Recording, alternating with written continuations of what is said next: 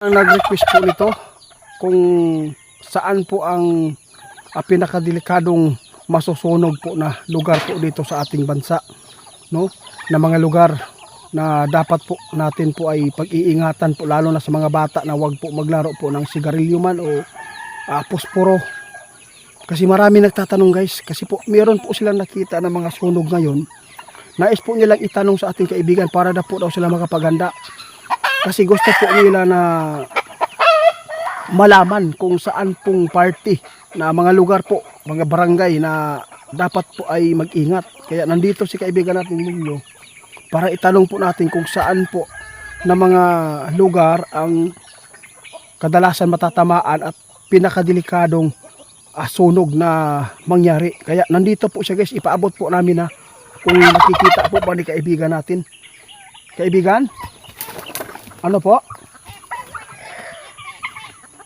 Oo, yun po talaga. Marami po talagang nag-ano sa atin. Marami pong nagtatanong po. Marami nagtatanong sa atin kung pwede ba daw na mapatingnan daw sa inyo kung saan pong parte po ngayon na delikado para sa sunog. Kasi, oo.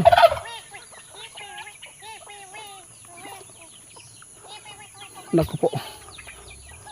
Guys, ang pinakadelikadong masusunog po talaga yung mga syudad na ito tulad po ng Manila, no? Kasi po kaibigan, saan banda sa Manila kaibigan? Kasi malaki po yung Manila. Ha? Alaka, guys. Sabi po ng ating kaibigan ngayon, dapat po mag-ingat po ang mga squatter area po dyan sa Tondo. Bakit po kaibigan nasabi po niyo doon sa Tondo? Ha? Yun po pala yung pinaka,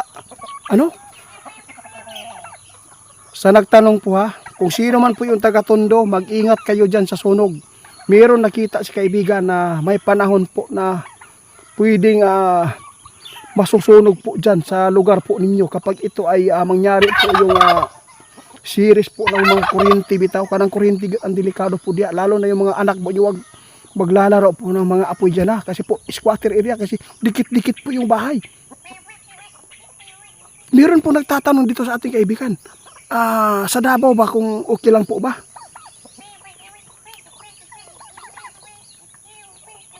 Oo, malaki ding syudad yan, oo. Yun po yung gusto nila na makuhan, mahibalaan kung asa po dadapita. Kung sino man yung taga Davao safety pa ang area diya karon kay ngano. Hindi naman po talaga totally na tulad po doon sa Tondo, kasi po dikit-dikit yung mga bahay. Ang delikado lang po dito pag nasunog po yung tulad po sa mall sa mall noon, no, na nasusunog kung ilang tao po yung nasusunog diyan. Dapat po talaga ay maging alerte po tayo. Kasi ang iba po talaga, mayroon po talagang mga sunog na sinadya. Kaya dapat po tayo maging alerto din sa sunog. Kahit pa yung tinitingnan, pinapaabot po natin sa inyo. Tulad po ng mga kalamidad, dapat po talaga ay maraming mga tao din na makapag-request sa atin kung ano man po ang kanilang gustong i-request. Tulad dito, ni-request po nila yung sunog, kung saan po talaga ang pinakadelikadong sunog po na mangyayari. Sabi ko, at sabi ng ating kaibigan, ipinapaabot po niya, oo, doon sa Tondo, Manila ang pinakamalaking sunog pag ito ay mangyari. Nakikita ng ating kaibigan na mayroon po sunog po sa mga lugar po natin dito sa ating bansa. Hindi lang po sa ibang bansa, no? Mula nang napanood po nila yung mga sunog po ngayon sa ibang bansa ay agad po silang nag-request sa atin na ipatanong kung saan po daw ang mga delikado na lugar na at saka delikado na masunog po ng mga kabahayan ba or building kung saan. Basta sinabi ng ating kaibigan, Tondo po talaga yung nakita po nila. Meron pa akong itatanong kaibigan. Kasi, di ba, yung sabi po niyo noon na yung kalamidad, no, dapat po natin ay maiwasan at pwede po natin maiwasan yan. O meron po tinuturo si kaibigan po natin, Tatay Nisyoto.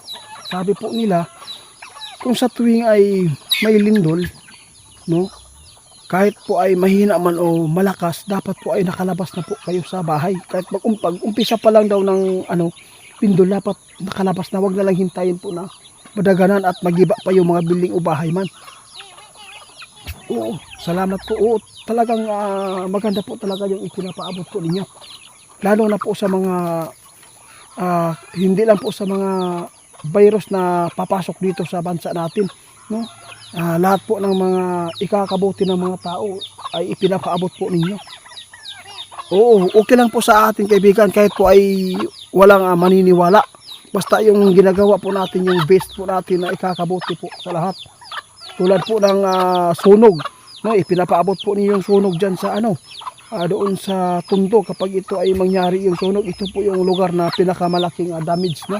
Buhay po talaga yung mawawala po dahil po ay sobra pong dikit-dikit po yung mga kabahayan. Oo, tama kayo. Kaya nagpapasalamat tayo sa inyo, kaibigan. Dahil nandito po kayo lagi. O kung meron po ako mga request, agad po kayong pumupunta po dito sa park po ninyo. Kahit po ay busy po kayo. Oo. Lahat po ng mga ipinapaabot po nyo kaibigan, sa totoo lang nangyayari na.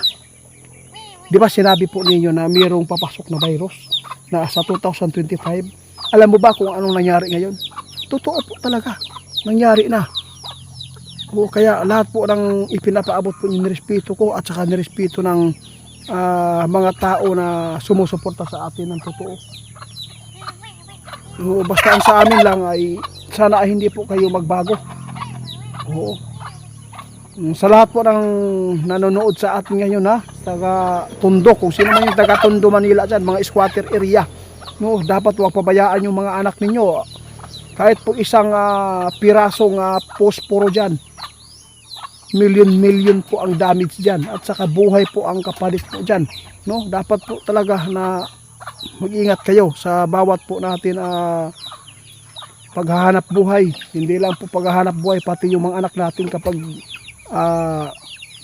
iniiwanan po natin sa bahay po natin, dapat po talaga, no, i-check po natin lahat po yung mga gamit natin kung wala po bang mapipinsala sa mga dyan po sa inyo, no? Kasi malaking gabay po ito yung mga sinasabi ng ating kaibigan.